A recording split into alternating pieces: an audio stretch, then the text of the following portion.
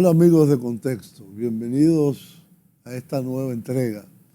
Hoy tenemos un programa que teníamos programado hace mucho, un poco repetitivo, pero en fin, hace mucho, con una persona muy especial que es la candidata presidencial del partido Opción Democrática, Virginia Antares. Virginia, primero, algo poco común aquí, es una persona joven que tiene un discurso dirigido sobre todo a la mujer y a los primeros votantes. Eso no quiere decir que los otros no tengan posibilidad de ser también abarcados.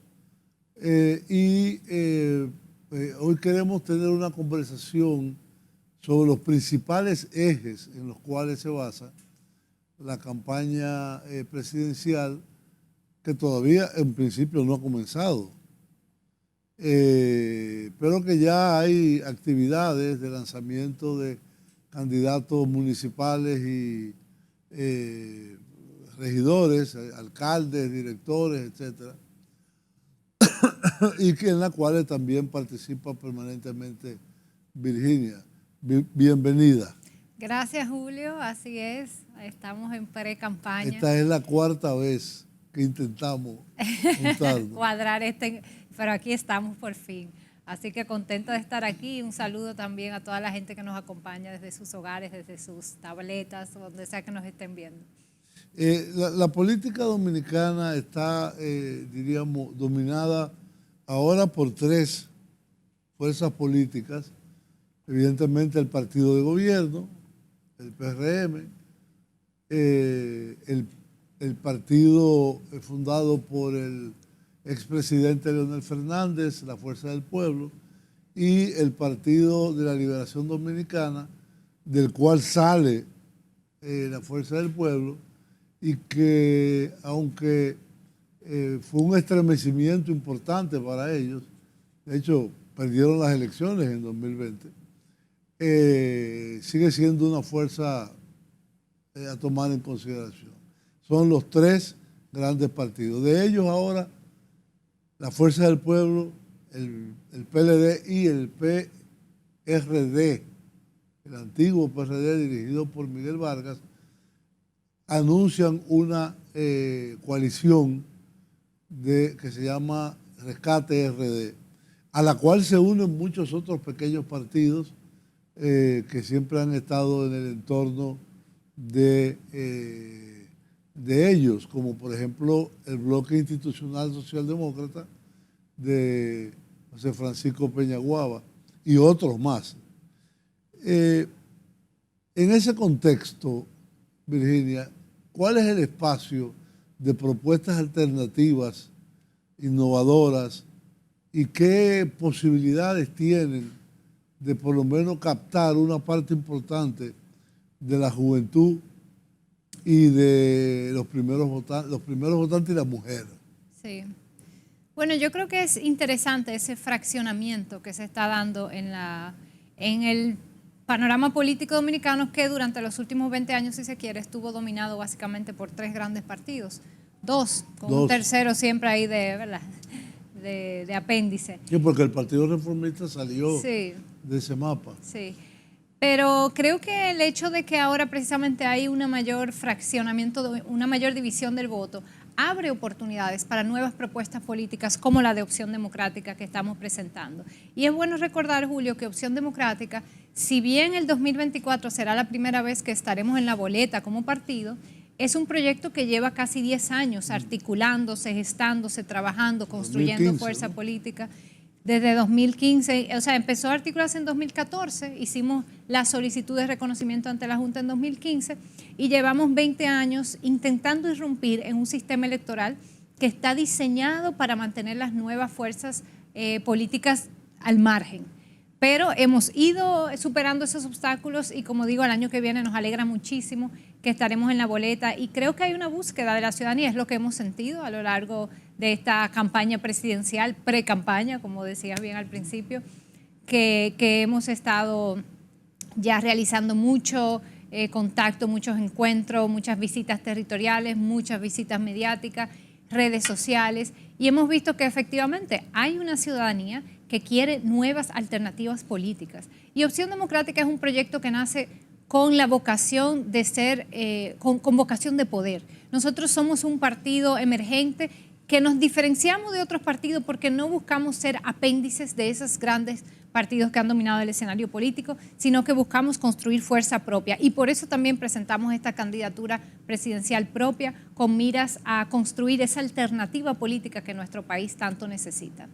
¿Cuáles son los ejes de esas propuestas? Digamos, si pudiéramos resumirlo en 4 o 5, ¿cuáles son los ejes fundamentales en lo que tú y el partido se va a basar en la campaña electoral?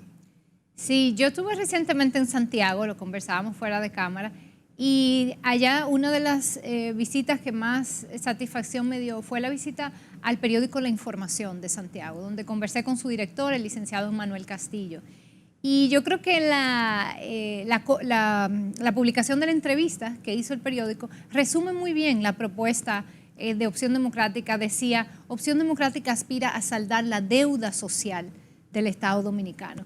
Y yo creo que esa es una manera de resumir nuestra propuesta muy bien, porque efectivamente nosotros lo que estamos planteando es que el crecimiento económico que ha tenido la República Dominicana no se ha traducido en una mejoría de la calidad de vida de la población, porque no se ha redistribuido esa riqueza, porque no han habido las políticas sociales. O sea, mal distribuido. O sea, mal distribuido, exactamente. Y eso en nuestro programa de gobierno que estaremos presentando próximamente, tenemos priorizados 5 temas claves.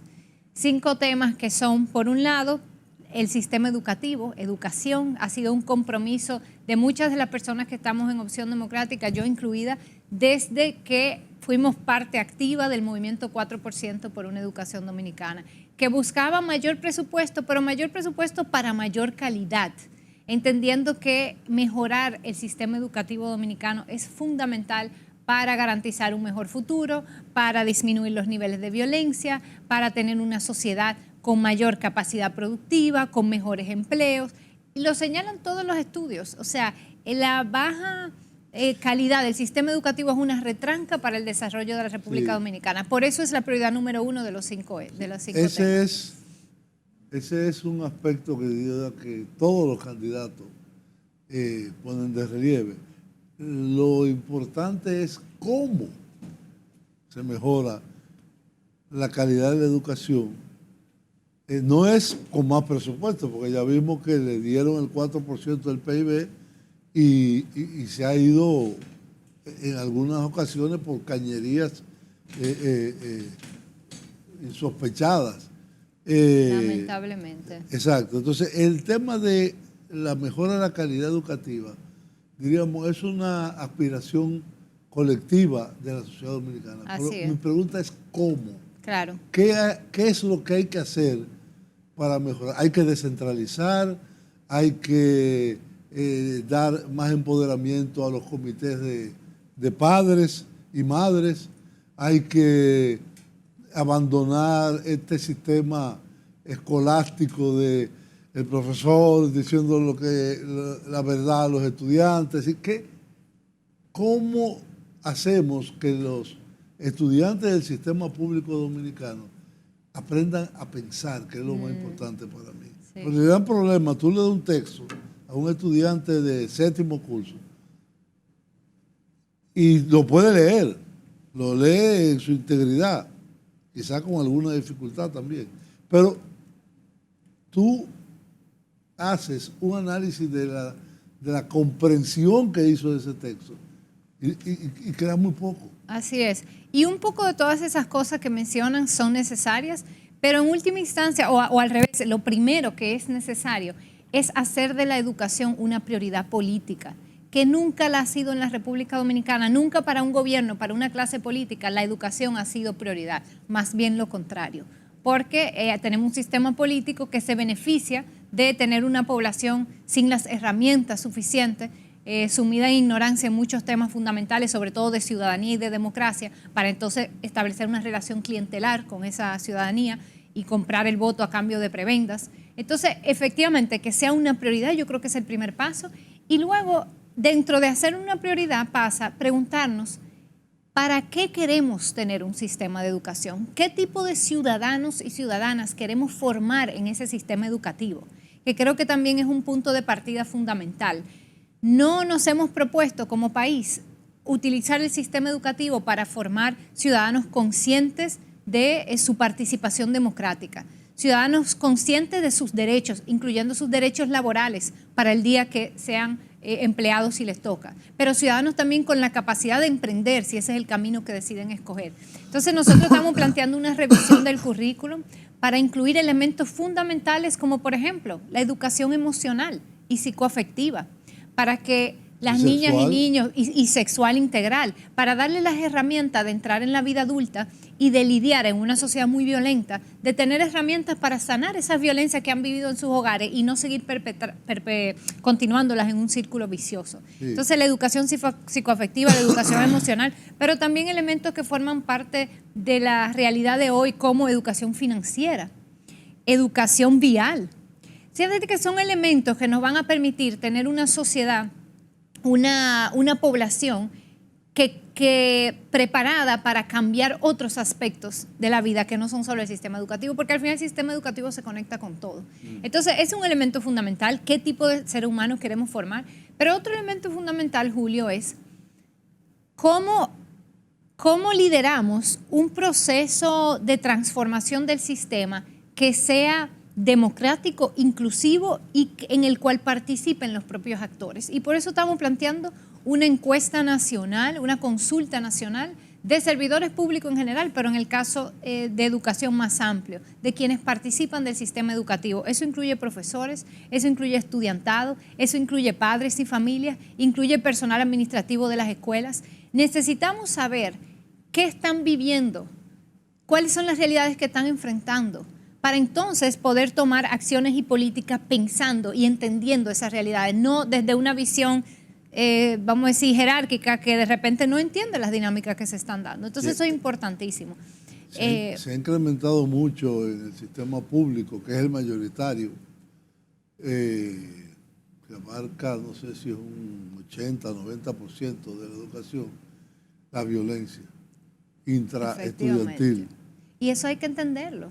No se puede abordar dando palos a ciegas. Por eso también planteamos que desde el Estado tiene que haber una relación mucho más cercana con la academia, porque al final el conocimiento científico es una de las herramientas más poderosas que tenemos, no solo para transformar nuestra realidad material, como la tecnología, sino para transformar nuestra realidad social. Por eso el Estado tiene que fortalecer la academia y trabajar de mano de la academia para que sus intervenciones estén basadas en análisis, en estudios, en referencias, en comprensión de la realidad. Pero todo eso vuelve al inicio. Tiene que efectivamente ser una prioridad política, que nunca lo ha sido, pero que lo será en un gobierno de opción democrática. Bueno, yo creo que de la educación podríamos hacer el programa entero, pero de esas 5 prioridades, ¿cuáles son las otras? Bueno, tenemos educación, tenemos el tema ambiental. República Dominicana es uno de los países que está siendo más afectado por el cambio climático, por su condición de isla. Y tenemos una crisis ecológica en el mundo y en nuestra isla que tenemos que abordar. El tema del agua es fundamental, lo estamos viviendo con lo que está pasando en la frontera. Si las cuencas de nuestros ríos estuviesen sanas, boscosas, y estuviésemos produciendo la suficiente agua que nuestros ríos producen naturalmente.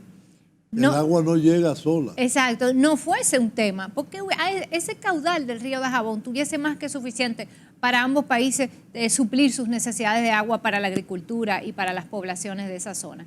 Pero el problema es que tenemos una crisis ecológica donde hemos destruido las cuencas, no solo del río Dajabón, sino de la gran mayoría de los ríos de nuestro país, donde tenemos unos niveles, una producción agrícola basada en agrotóxicos que luego filtran al subsuelo, contaminan los ríos y llegan al mar, provocando esas floraciones de algas tipo el sargazo que entonces afectan a nuestras playas. Entonces hay que abocarse a cambiar la manera en que gestionamos los residuos sólidos también.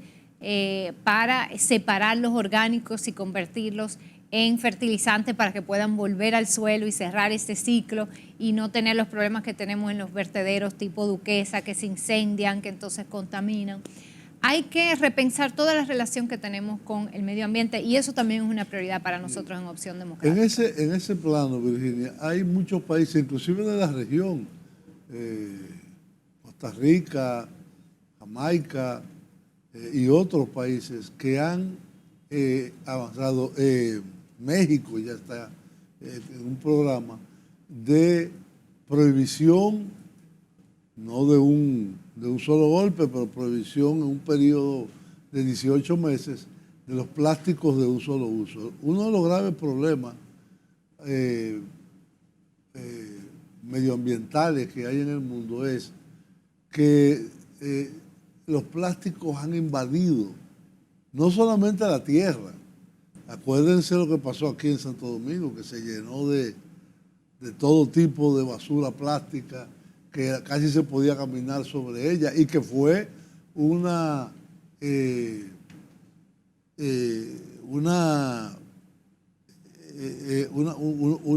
situación que mundialmente se conoció. El tema de los plásticos, hay muchos intereses, pero hay países que han pasado a la prohibición total de los plásticos de un solo uso. No quiere decir que este plástico no es de un solo uso, pero es plástico. Y habrá que también tener políticas para ello. El gran problema es que todos esos plásticos, inclusive los que no son de un solo uso, terminan en el mar, chocan entre ellos y se convierten en microplásticos que usted no lo ve y que inclusive la propia vida marina se altera y los pescados se lo comen pensando que es comida y después no lo comemos nosotros los pescados. Es decir, ese es un tema que uno va a las playas más vírgenes dominicanas y están llenas de plásticos. Pero no solo aquí, en Guatemala, en muchos otros países de la región, es un problema muy serio el tema de los plásticos, porque el del sargazo es un fenómeno también provocado por agroquímicos y otras cosas, pero que yo no voy a decir que es más fácil de tratar, pero hay formas de enfrentarlo. Pero el tema porque si las playas se llenan de sargazos, el turismo va a ir disminuyendo. Claro. Y ya somos la segunda potencia en América Latina en turismo. Y ese tipo de problemas ambientales va a seguir aumentando. Entonces nosotros tenemos que tomar acciones para enfrentar esas realidades. Y efectivamente, en el caso del plástico de uso único, es necesario, al igual que han hecho, que ya es la tendencia en los países, un plan de transición gradual para sustituir esos plásticos de uso único. Aquí hay una industria del plástico muy fuerte, lo vimos en ese documental que hizo el cineasta José María Cabral, Isla de Plástico, donde se expone esa realidad, que está disponible en YouTube para quienes no los han visto, eso hay que verlo. Pero también hay una oportunidad en esta problemática y es que precisamente las alternativas biodegradables y naturales a los envases plásticos de uso único son un mercado que va en expansión. Sí. Entonces, lo inteligente sería que nosotros como país empecemos a fomentar la transición de nuestras industrias de plástico a esas alternativas biodegradables. Sí, a mí, por ejemplo, muchas empresas ya lo están haciendo. Me llamó la atención que recientemente, ¿dónde fue que estuve? Yo no me acuerdo ya de qué país fue, que me dice, ¿quiere una bolsa plástica? Y le digo, sí, y me costó. Sí. En muchos países cobran, sí, como una manera de desincentivar. Desincentivar el uso y que la gente tenga su propia forma de llevar los productos. El otro es el que tú mencionabas, la gran degradación de nuestras cuencas. Yo escuchaba a Luis Carvajal, que es uno de los grandes conocedores, y él dice que los ambientalistas dominicanos están opuestos a las campañas de reforestación, que ellos entienden que lo que hay que dejar es que la naturaleza vuelva a su ciclo y repoble el bosque dañado. Pero para eso lo primero que hay que hacer es sacar a los seres humanos que exploten, ya sea ganadería, ya sea inclusive aserraderos, y que se priorice esa restauración de cuencas. Si bien es cierto, como él decía, el estado de sanidad de nuestras cuencas está en mejor condiciones que las cuencas que hay en Haití, no quiere decir de que estamos bien. Claro. Y que hay que dar al tema del medio ambiente y los recursos naturales una prioridad ajustada a nuestras necesidades. Tenemos que ir a una pausa y volvemos enseguida.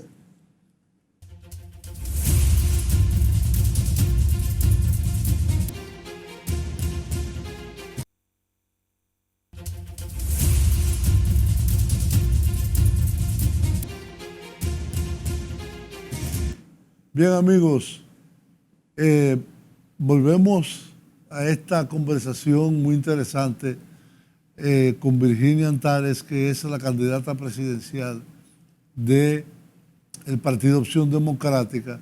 Estábamos hablando de las prioridades, hablamos de la educación, hablamos del medio ambiente y los recursos naturales, las políticas ambientales. ¿Cuáles serían los otros tres? Sí, pero antes de entrar a los otros tres, me gustaría mencionar un último elemento del tema ambiental, que es importantísimo, Julio, que es la matriz energética de la República Dominicana. Nosotros seguimos teniendo una matriz energética dependiente de petróleo importado, lo cual no solo es contaminante, y de carbón ahora. Ahí están esas barcazas que producen con uno de los combustibles más contaminantes, como el Búnker 6, sí, fuel oil, colocadas en un área, en la zona de amortiguamiento de un área protegida, como es el refugio de vida silvestre de los manglares de Puerto Viejo, en Asua. Estuvimos allá recientemente, no procede, es violando las propias normativas ambientales que se han colocado esas barcazas. La comunidad de los negros las ha resistido y las sigue resistiendo, y aprovechamos para expresar nuestra solidaridad con esa comunidad de los negros en su lucha por salvar esos manglares de Puerto Viejo. He visto muchos peces muertos. Además es una zona de refugio de manatíes. Sí, de manatíes, y uno de los pocos bancos de producción de cangrejos, de peces, que luego forman parte de la pesca que mantiene la economía de esas comunidades costeras. Es decir, que ahí hay una amenaza grave, y eso espero que como ciudadanía alcemos la voz, porque tenemos que salvaguardar esos últimos áreas protegidas y espacios de ecosistemas naturales que nos quedan como país. Y dicho eso, nosotros pudiésemos estar produciendo toda la energía que necesitamos como país, con renovables, con viento, con agua, con biomasa, con sol. Entonces, por ejemplo, el sector de paneles solares del país ha denunciado que se está reglamentando en su contra, se está intentando boicotear el crecimiento de la industria de energía renovable, y eso tenemos que cambiarlo, y nuestro compromiso es apoyar y potenciar y ampliar los incentivos y los beneficios para que como país podamos tener no solo, como decía, el componente ambiental, sino la soberanía energética que nos garantice que si colapsan los suministros globales de petróleo y de carbón, nuestra economía no se paralice, que ahora mismo tenemos esa vulnerabilidad. Y viendo lo inestable que está la geopolítica global, con la guerra de Ucrania, con la escalada del conflicto entre Israel y Palestina ahora, con este enfrentamiento entre Estados Unidos y China, nosotros como país tenemos que asegurarnos que si pasa algo a nivel global, nuestra economía pueda seguir funcionando, porque nuestra matriz energética sea autoproducida. Entonces, eso también es un elemento fundamental de nuestro programa de gobierno. Sí. Y luego pasamos entonces a los otros tres temas, decíamos educación, medio ambiente, y luego hablamos de las 3 S que garantizan la calidad de vida de la población dominicana. ¿Cuáles son esas 3 S, Julio? Salud, salarios y seguridad. Son 2 de ellas las principales, o las 3 principales preocupaciones de la ciudadanía. ¿Seguridad pública o seguridad social? En ambos sentidos. En ambos sentidos. Hablando de seguridad social y de salud, que se regulan por la misma ley, nuestro compromiso es rediseñar ese sistema, porque el sistema de salud dominicano y el sistema de mal llamado seguridad social que no tenemos, lo que tenemos es un sistema de ahorro forzado privado, fueron diseñados no pensando en cómo le podemos garantizar la mejor atención médica a la población dominicana, las mejores pensiones para que la población dominicana tenga un retiro digno. Ese no fue lo que había en el trasfondo de ese diseño. Lo que se estaba pensando es cómo podemos crear negocios que sean bien lucrativos para las ARS y la AFP. Entonces, eso tenemos que cambiarlo y para eso Opción Democrática aspira a lograr un bloque legislativo en el Congreso Nacional, de manera que tengamos congresistas que puedan revisar esas leyes pensando en el interés de la población dominicana. Sí. Esos son temas fundamentales para nosotros. Se ha logrado inclusive la Ley de Seguridad Social que fue aprobada en el gobierno de Hipólito Mejía en el año 2001, es decir, que ya tiene... Más de 20 años. Más de 20 años, 22 años, se ha acumulado en los fondos de pensiones aproximadamente el equivalente a 20 mil millones de dólares. 20 mil millones de dólares son más de un billón. Billón con B quiere decir 1 millón de millones. Sí. No en inglés como es 1.000 millones. 1 billón de pesos, más de un billón de pesos, que no se utilizan para beneficios de esos ahorrantes, que no solo son los trabajadores, es para los trabajadores, pero la empresa pone la mayoría de... Y los empresarios están también penalizados en ese sentido, porque del 20% del salario, 21%, el trabajador pone 7% y el resto lo pone la empresa. Pequeña, mediana o grande. Entonces, hay que en mi entender, que volver a un sistema en el cual los beneficios sean claros de inmediato para la población. Por ejemplo, aquí tenemos una enorme cantidad creciente de envejecientes de más de 60 años que no tienen ingresos, no tienen nada de ingresos. No tienen ni siquiera seguro médico, porque la ley de seguridad social estatuye la cosa más absurda del mundo, que cuando tú estás pensionado, que no hay nadie, no hay una sola pensión dada por vejez del sistema de seguridad social, hay que acumular 360 cotizaciones, que son 30 años, que si usted cambia de trabajo, está 2 meses sin trabajar, etcétera, como es muy común aquí, puede ser a los 70 años que te toque entre un 20 y un 22% de tu salario. Una barbaridad. Y es importante recordar que se cuentan con los dedos de las manos los países que como República Dominicana tienen un sistema basado únicamente en capitalización individual, dígase AFPs. La mayoría de los países del mundo tienen sistemas públicos de reparto o sistemas mixtos, pero incluyen un sistema público de reparto porque es la única manera en que efectivamente se pueden garantizar pensiones dignas. Recientemente la Coalición por una Seguridad Social Digna presentó una propuesta interesantísima de cómo podemos en República Dominicana implementar un sistema de reparto. Lo hicieron varios investigadores, un equipo de investigadores mixto, dominicanos con académicos de Chile, que es uno de los países que más ha trabajado el tema de las pensiones. Y esa propuesta está pública, la pueden encontrar en internet y analiza con números y dentro del marco de la realidad dominicana cómo pudiésemos tener un sistema de pensiones mucho más que cumpla con llamarse seguridad social, que garantice esa dignidad mínima a las personas en su edad de retiro y además siguiendo los 6 principios que establece la Organización Internacional del Trabajo, la OIT, para hablar de un sistema de seguridad social digno. Y nosotros pues nos sumamos a esa propuesta. Creo que como economía tenemos la madurez y la capacidad como Estado de implementarlo. Tendrá sus retos y tendremos que tener un debate como sociedad, pero efectivamente no podemos seguir con lo que tenemos ahora mismo que no garantiza pensiones ni retiro digno a la población dominicana. Por eso esa es también una de las prioridades en nuestro programa de gobierno. Hablaste de salarios. Exacto. La otra es salud y seguridad, que bueno, un poco ahí la pusimos juntas. Salarios. Tenemos los mayores niveles o uno de los mayores niveles de crecimiento económico de la región en las últimas décadas. Tenemos uno de los más bajitos niveles salariales de la región. Ahí hay una contradicción. ¿De qué nos sirve el crecimiento económico si no está mejorando el ingreso de las familias dominicanas? Y por lo tanto, la calidad de vida de esa familia, la posibilidad de esas madres y esos padres de compartir tiempo con sus hijos, de tener un nivel de paz mental que pueda crear armonía en esa familia. Porque se habla mucho de la descomposición familiar, pero un elemento fundamental, si no el más importante de esa descomposición familiar, es la carencia económica. La principal razón de divorcio es el estrés económico. Entonces, señores, ¿para qué estamos generando? ¿Para qué estamos produciendo? Si no es para que las familias puedan vivir bien y tener garantizada su alimentación, su vivienda, su transporte, su calidad de vida, incluso su recreación, que también es un elemento fundamental de la vida, su espacio para los domingos salir en familia y disfrutar de cultura, de arte, de recreación.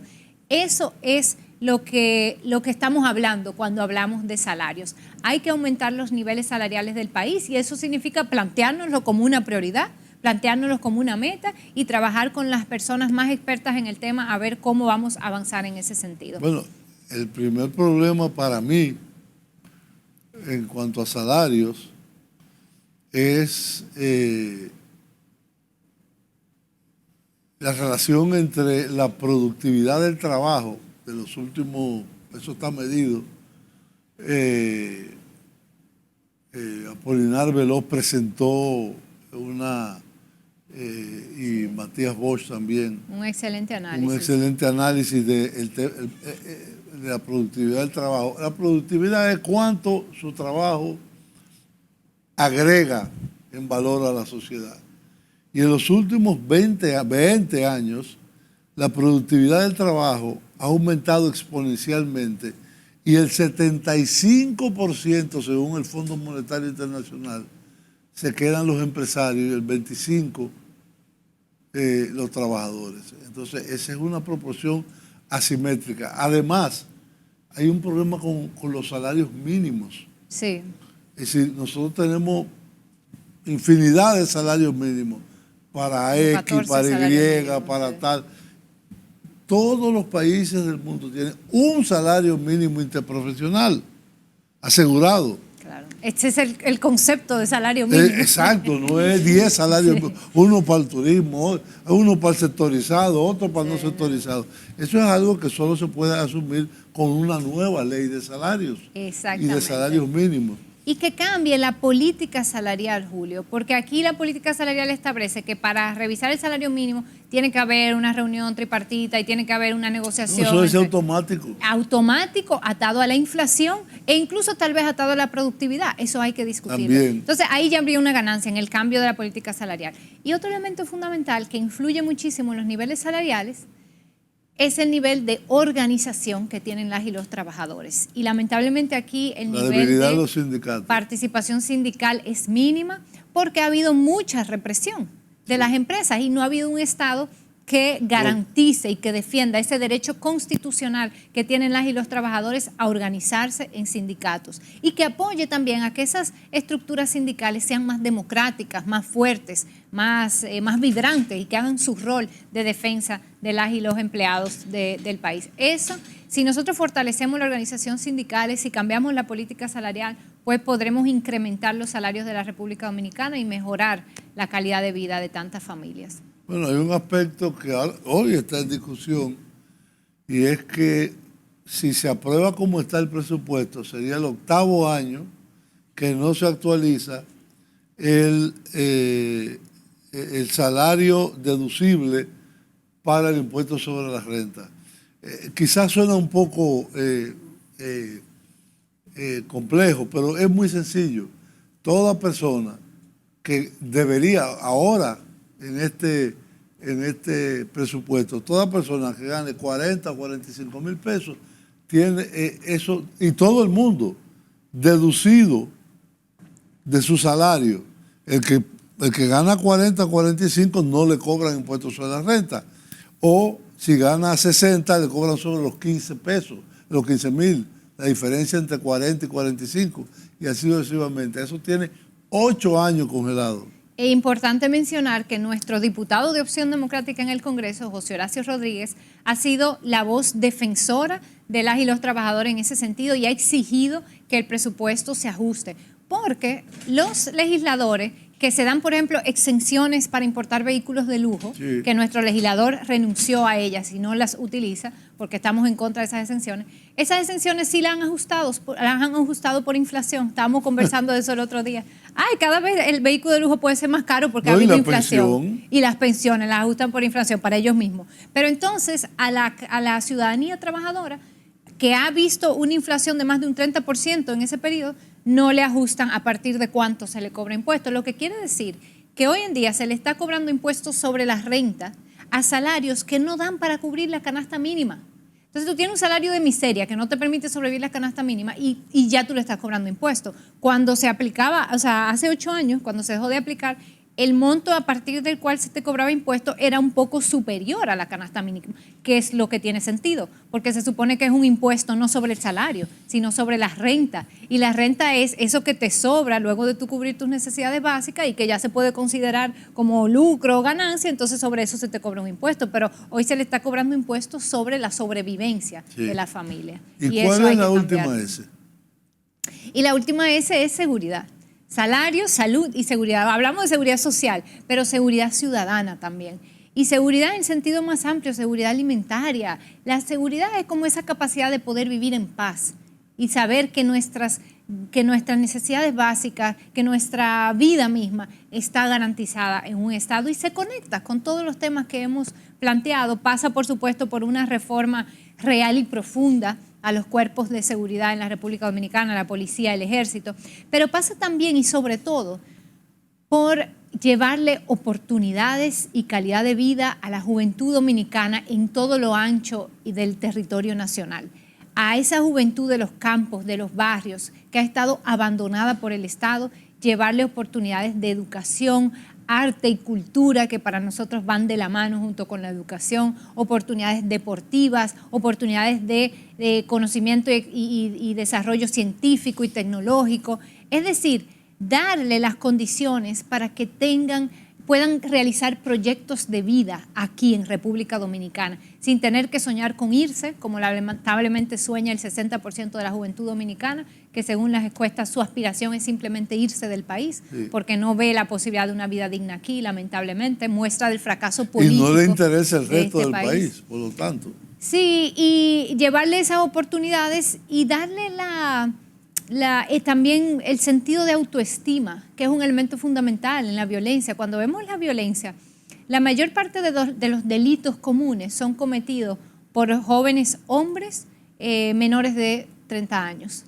Y hay una razón de eso, hay una búsqueda de reconocimiento, de valoración, de sentido de valor propio, que aquí como sociedad no se lo estamos dando, le estamos dejando abandonada y diciéndole a la juventud, búscatela como tú puedas, y por otro lado creando un entorno cultural y de propaganda en el cual lo que vale es tener dinero, lo que vale es lo que tú tienes, no lo que tú eres. Entonces, todo eso es parte de la revolución moral, cultural y social que tenemos que vivir como país si queremos efectivamente construir un mejor futuro. Para eso estamos trabajando en Opción Democrática, para ser el gobierno que lidere junto a la ciudadanía, porque esto no lo va a hacer la clase política solo, lo vamos a hacer en conjunto con la gente. Por eso el lema de esta campaña, Julio, es el poder es de la gente, porque eso creemos, esa es la realidad y lo que nos toca es reclamar ese poder colectivo que tenemos, organizándonos, participándonos, y esa es la invitación que hacemos desde Opción Democrática. Sí. Ustedes tienen una característica no muy común en las organizaciones progresistas y alternativas, y es que ustedes han puesto en el centro de la actividad los derechos de minorías, los derechos de minorías sexuales, de minorías, los derechos de la mujer, que eso no es minoría, los derechos, vamos a decir, raciales. Cuéntanos algo de esta parte de Opción Democrática, aunque no esté entre los 5, es parte esencial de su identidad como organización. Sí, nosotros somos un partido progresista, por lo tanto creemos en el rol del Estado en garantizar todos estos derechos que hemos hablado y garantizar no derechos a minorías, Julio, derechos a todas las personas y que por lo tanto incluye todas las personas en la diversidad que somos en la sociedad. Y eso ha sido un compromiso que hemos asumido, efectivamente. Somos el partido que tiene más población joven, somos el partido más diverso, tenemos personas de las diversidades sexuales que son candidatos, tenemos personas cristianas que son candidatas, pastoras que son candidatas, ahí está por ejemplo Leomery Domínguez en Santo Domingo Oeste, candidata a regidora, Betania Figuereo, candidata a diputada en Santo Domingo Este. Es decir, tenemos realmente una diversidad. ¿Por qué? Porque creemos en la democracia. Y la democracia significa que esa diversidad que somos como sociedad podamos participar en política, incluyendo a las mujeres, que somos la mitad de la población y que lamentablemente siempre hemos sido minoría en los espacios de toma de decisiones, y eso lo vamos a cambiar. Y lo cambiamos no solo con el discurso, sino con la práctica. Por eso en Opción Democrática, por estatutos y por práctica, la mitad de todos los puestos de toma de decisión, la dirección política, la dirección nacional, son mujeres y la otra mitad son hombres. Somos el primer partido paritario de la República Dominicana. Es decir, que si un hombre saca más votos en digamos, los últimos, pasa la mujer más votada también, o viceversa. Y viceversa. Y de hecho, en la mayoría de los casos, hemos aplicado esa normativa en beneficio de los hombres, que aún teniendo un poquito menos votos ya le toca entrar porque queremos que se mantenga esa Una de las paridad. características de ustedes es que los miembros, los militantes y los activistas de Opción Democrática son bastante jóvenes. Ese es un aspecto que llama mucho la atención. ¿Cómo lograron eso? Yo creo que Bueno, que creo que es 30 años. Sí, la edad promedio anda por los 30 años, efectivamente. Somos un partido, primero porque gran parte de quienes dirigimos y formamos parte somos jóvenes y creo que eso les da un espacio de identificación, pero además somos abiertos. Muchas personas que están hoy en la dirección política llegaron, se integraron, participaron y pudieron competir porque tenemos procesos democráticos para escoger las directivas y eso les da la oportunidad a la juventud a participar de formas que en otros partidos quizás hay un mayor control por parte de la cúpula. Ahí reconozco también el liderazgo de nuestra presidenta Minuta Vares Mirabal, que ha sido una de las pocas políticas y líderes dominicanas que ha sabido fomentar relevo, abrir el espacio de participación política a la juventud. Y también porque un elemento fundamental de nuestro partido son los espacios de formación. Ahí tenemos la escuela política, ese espacio formativo que yo fui de las fundadoras en 2018, que es abierto a la ciudadanía y que permite que muchos jóvenes que tienen inquietud social, inquietud en política, que quieren entender mejor esta realidad en que viven, se acerquen y tengan la oportunidad de formarse, de entender mejor nuestra realidad. Y tenemos espacios permanentes de reflexión y de diálogo, las plazas democráticas, las aulas democráticas, dirigidas en unos casos abiertas, en otros casos dirigidas a la militancia del partido. Pero esa posibilidad de formar yo creo que también ha sido fundamental para atraer a personas jóvenes. Y efectivamente somos el partido con mayor proporción de juventud en la República Dominicana. Vamos a una pausa y regresamos inmediatamente.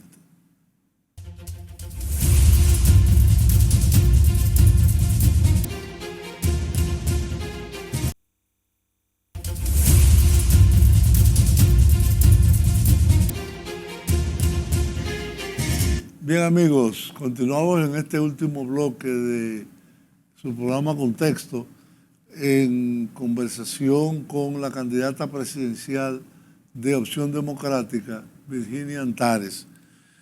Virginia, hay unos temas que están últimamente dominando el debate nacional y la atención de los medios, etcétera, que a mí me gustaría conocer cuál es la posición de Opción Democrática sobre no un caso particular, sino las relaciones con Haití. Porque nosotros tenemos una característica muy sui generis, y es que somos una isla de tamaño medio, dividida en dos estados que históricamente ha habido confrontaciones, ha habido periodos de mucha solidaridad. Por ejemplo, la gente no sabe que la restauración dominicana se hizo desde Haití. Hablan mucho de la ocupación, es verdad. pero la restauración dominicana sin la ayuda del presidente Jeffrey hubiera sido inconcebible. Es decir, que es una relación muy variada. Hasta los años 90 los haitianos trabajaban aquí en la caña nada más, en los batelles, pero ahora el mercado de trabajo ha preferido la mano de obra haitiana. Y entonces ahí lo que hay que preguntarse, ¿quién es el responsable de eso? ¿Son los trabajadores o son los empleadores? Y hay una relación de Estado a Estado, de proyectos de desarrollo, la degradación ambiental en Haití, la progresiva degradación ambiental aquí, la isla más poblada del Caribe con casi 23 millones de habitantes. Es decir, ¿cómo conciben ustedes esa relación, que es una relación esencial para la vida dominicana? Sí, bueno, efectivamente, nosotros tenemos que prepararnos para asumir que seremos vecinos de la hermana República de Haití, siempre.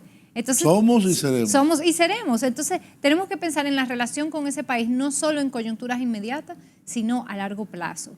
Y lo que nos conviene a ambos países es tener relaciones armoniosas y lograr la mayor prosperidad y calidad de vida en ambos países. Hemos planteado en Opción Democrática, y será parte de nuestro programa de gobierno, una política migratoria responsable que nunca hemos tenido como país. Y eso pasa por planificar la migración, establecer las cuotas, nuestras metas, cuánto podemos recibir y hasta dónde eso va a llegar. Y eso que se decida, esa población que se decida recibir en función de nuestras necesidades económicas, regularizarla, para que esté en condiciones regular y para que goce de los derechos laborales que le corresponden. Claro, incluyendo, porque eso pasa por un proceso de regularización de gran parte de la población que ya está aquí. Pero una vez esa meta se haya determinado y una vez esas cuotas se haya cumplido, entonces tener un control efectivo de la migración en la frontera, que tampoco lo hemos tenido. Aquí lo que hay son mafias que lucran del tráfico de personas y que comprometen no solo la soberanía dominicana, sino la estabilidad y la propia condición económica. Entonces, eso hay que controlarlo, hay que regularizarlo y hay que asumir una postura responsable frente a la realidad migratoria. En cuanto a las relaciones ya de Estado a Estado, que efectivamente son complicadas por la situación de precariedad que existe en Haití y la precariedad del propio Estado haitiano, pero nuestro rol es cumplir con las reglas que ha establecido el sistema multilateral, que se creó luego de la Segunda Guerra Mundial precisamente para garantizar una posibilidad de relación armoniosa entre los países y de solución de conflictos sin tener que asumir que llegar a la violencia. Por eso rechazamos, por ejemplo, el cierre del comercio fronterizo, que ha golpeado muy duramente a la economía dominicana, a los productores, a los comerciantes dominicanos, sobre todo a los pequeños y medianos comerciantes que no tienen la capacidad de un colchón para aguantar semanas de paralización del comercio, e incluso también a grandes empresas que han salido en los medios a denunciar la situación de que están al borde del quiebre, otros han quebrado. Entonces, eso entendemos que ha sido una medida que nos ha hecho daño a nosotros mismos y que no ha sido inteligente. Y así lo planteamos en el posicionamiento que hicimos hace unas semanas. ¿Y ustedes qué piensan de la nueva fuerza de intervención extranjera en Haití que aprobó el Consejo de Seguridad? Bueno, ahí rescatamos el hecho, o bueno, no hemos planteado todavía una posición como partido, pero puedo hablar a título personal como candidata. Yo rescato que se estén siguiendo los procesos establecidos para ello en el sistema multilateral. O sea, una intervención que hubiese sido unilateral hubiese sido mucho más cuestionable. Hasta ahora se están siguiendo los procesos que establece la comunidad internacional para esos casos y realmente esperamos que eso se siga cumpliendo, que se establezcan los más altos estándares para que no se repitan las barbaridades que han significado las intervenciones anteriores, sobre todo en términos de abusos por parte de esas fuerzas interventoras, de propagación de enfermedades, como fue el cólera en la fuerza interventora pasada. Entonces esperamos que esas experiencias sirvan para establecer estándares más altos y estar muy observantes realmente. Es el rol que nos corresponde y desear que lo que sea que pase sea en beneficio del pueblo haitiano y de lograr una mayor estabilidad y un proceso democrático que permita un gobierno y un Estado con legitimidad para asumir efectivamente su rol como Estado en Haití. Bien, yo pienso que este es un tema que nos va a ocupar mucho tiempo y muchos esfuerzos. Yo siempre digo que hay que buscar las sinergias y no las complementariedades, cómo establecer una convivencia no solamente pacífica, sino una convivencia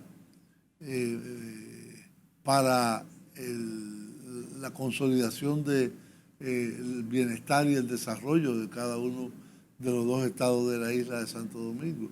Y hay cosas que son comunes, que no podemos dejar de insistir.